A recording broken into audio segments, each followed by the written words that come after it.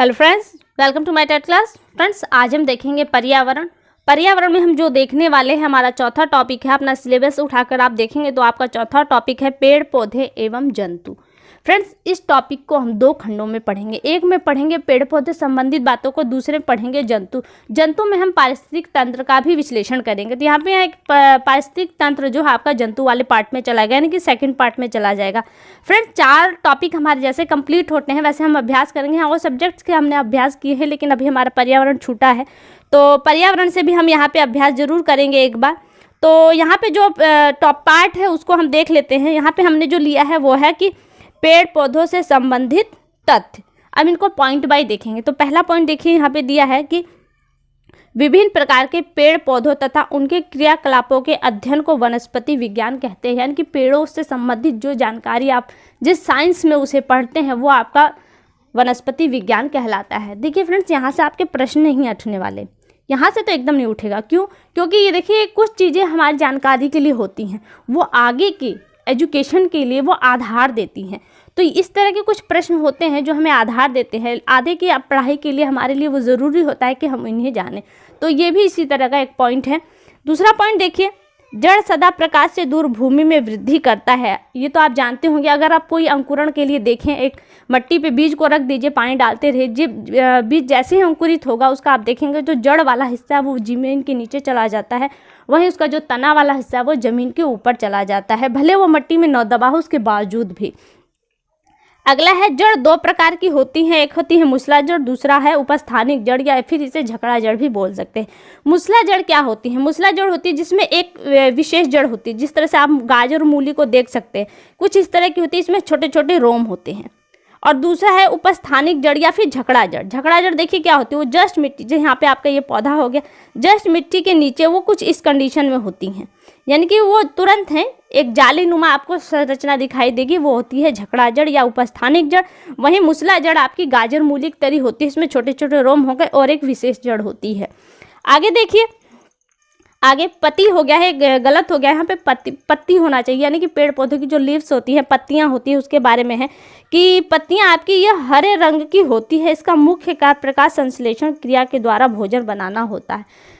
जो हरे पौधे होते हैं प्रकाश संश्लेषण की क्रिया में केवल वही भाग लेते हैं, जो पीले पत्ते होते हैं वो भाग नहीं लेते। आगे देखिए, आगे दिया है तना पौधे का वह भाग है जो प्रकाश की ओर वृद्धि करता है। आप किसी पौधे को लीजिए और उसे ऐसी जगह रखिए जहाँ पे उसे धूप भी हल्की मिले एक तरफ से और एक तरफ से छाया, तो आप देखेंगे कुछ दिनों बाद कि जो पेड़ का तना है वो प्रकाश वाली ओर झुक जाएगा। तो यहाँ पे इस पॉइंट को हम कह सकते हैं कि जो पौधा है वो प्रकाश की ओर वृद्धि करता है। अगला है कि पुष्प या पौधे का जनन अंग होता है, क्योंकि पुष्प के माध्यम से ही संतति यानी कि फल प्राप्त होता है। अगला देखिए, यूकेलिप्टस सबसे बड़ा आवृत्तबीजी वृक्ष है। आवृत्तबीजी क्या होता है? आवृत्त में से होता है घेरा, कि जो बीज घेरे के अंदर हो, आवृत्तबीजी यानी कि फल के अंदर, जैसे सेब के अंदर देखिए आपका बीज होता है, तो ये किस तरह का बीज हुआ? ये आवृत्तबीजी फल हुआ। लेकिन कहा है यूकेलिप्टस जो सबसे बड़ा है, यानी कि अगर आवृत्तबीजी वाला हम अगर कोई पेड़ देखें जो सबसे बड़ा हो तो वो आपका होता है यूकेलिप्टस। और यूकेलिप्टस से खास बात की यूकेलिप्टस को आपको इसे का नाम सफ़ेदा भी है और इसे प्रकृति का दुश्मन भी कहा जाता है, शत्रु भी कहा जाता है। क्यों? क्योंकि ये सबसे ज़्यादा पानी ऑब्जर्व करता है, सोखता है। ये जिस क्षेत्र में रहता है वहाँ पे पौधों को पानी की कमी पड़ती है, क्योंकि ये इतना अधिक पानी सोखता है। अगला पॉइंट है यहाँ पे, विक्टोरिया रेजिया सबसे बड़ी पत्ती वाला पौधा है। कौन सा है? विक्टोरिया रेजिया सबसे बड़ी पत्ती वाला पौधा है। वहीं आगे दिया है कॉफिया अरेबिका। ये कॉफिका अरेबिका जो पौधा है इसे काफ़ी हमें प्राप्त होती है, काफ़ी देने वाला यह पौधा है।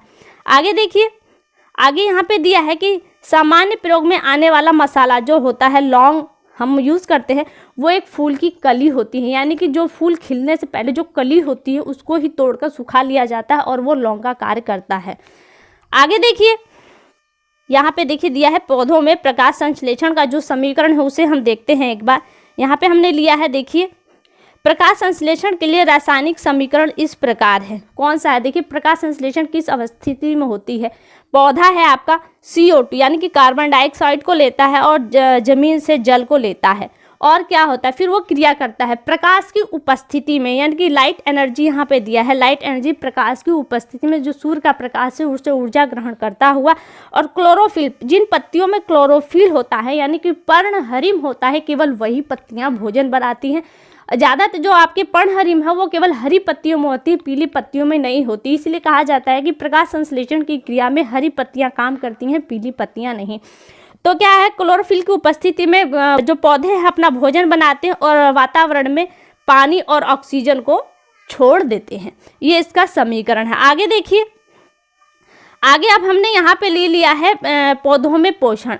मैंने पिछली बार जो वीडियो डाली थी उसमें मैंने पौधों से जो पोषण था टॉप पार्ट उसको अलग कर दिया था, लेकिन यहाँ पे मैंने एक ही में ले लिया है। देखिए क्या है पौधों में पोषण। पौधों में जो पोषण होता है वो दो तरीके से होता है। कैसे होता है, पहला है स्वपोषी पौधे होते हैं और दूसरे होते हैं परपोषी। अब देखिए स्वपोषी कौन से होते हैं, स्वपोषी जो अपना भोजन स्वयं बना लेते हैं, ऐसे पौधे होते हैं जो अपना भोजन स्वयं बना लेते हैं, वो क्या कहलाते हैं, स्वपोषी। लेकिन जो अपना भोजन स्वयं नहीं बनाते वरन दूसरे के पचे पचाए भोजन को सोख कर जीवित रहते हैं, वो क्या कहलाते हैं, आपके परपोषी। भी आपके यहाँ पे 4 प्रकार के हैं। देखिए कौन से हैं आपका परपोषी। हम देखें तो यहाँ पे आता है पहला परजीवी, दूसरा है मृतोपजीवी, तीसरा है सहजीवी, चौथा है कीटभक्षी। देखिए यहाँ पे हम परजीवी देखें। परजीवी एक ऐसी वृक्ष होती हैं, बेल होती हैं जो पौधों के ऊपर पीले रंग की ऊन देखा होगा, जस्ट उतना ही मोटा पेड़ों के ऊपर पूरा छा जाता है। और क्या करता है वो अपने चूषकांग, ये जो अमर बेल है इसके चूषकांग हो गए, चूषकांग, इन चूषकांगों के माध्यम से वो पौधों का जो भोजन है उसे चूसते हैं और अपना जीवन व्यतीत करते हैं।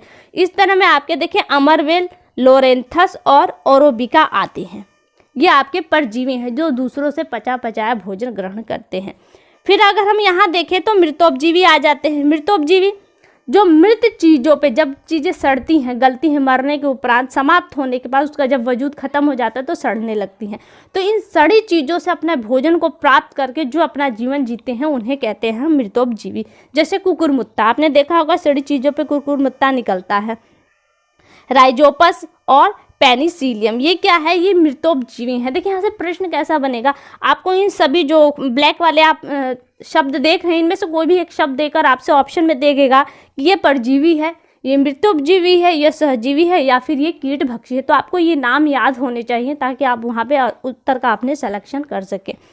फिर देखिए आपका आता है सहजीवी। सहजीवी होता है यानी जो साथ जीवन जीता है, जिसमें आपके लाइकेन आता है और क्या आता है, लेग्यूमिनेसी। देखिए ये लाइकेन है जो पौधों की जड़ों पे और तनों पर पाए जाते हैं। ये क्या होता है, वातावरण में जो नाइट्रोजन होती है इसकी ज़रूरत हर एक चीज़ प्राणियों को होती है, चाहे वो पौधे हों या जीव हों। तो ऐसी कंडीशन में पौधों को नाइट्रोजन की आवश्यकता होती है। तो जो लाइकेन होते हैं ये नाइट्रोजन का नाइट्रेट करके इसे कन्वर्ट, तो रासायनिक क्रिया द्वारा इन्हें तोड़ देते हैं और पौधे क्या करते हैं, इन नाइट्रोजन को ऑब्जर्व करते हैं, जिसके परिणाम स्वरूप ये पौधे इन्हें अपने साथ रहने की अनुमति देते हैं। फिर अगर आगे हम देखें तो आता है हमारा कीटभक्षी। ये ऐसे पौधे हैं जो कीटों को खाकर अपना जीवन निर्वाह करते हैं। इन्हें जो नाइट्रोजन की ज़रूरत होती है तो इन कीटों को खाकर इन्हें पाचक रस के द्वारा पचाकर नाइट्रोजन को प्राप्त कर लेता है। इसमें कौन कौन से आते हैं, आपके नेपेंथेस आते हैं, वीनस फ्लाई ट्रैप आते हैं, ड्रोसेरा आते हैं जो कीटभक्षी पौधे हैं।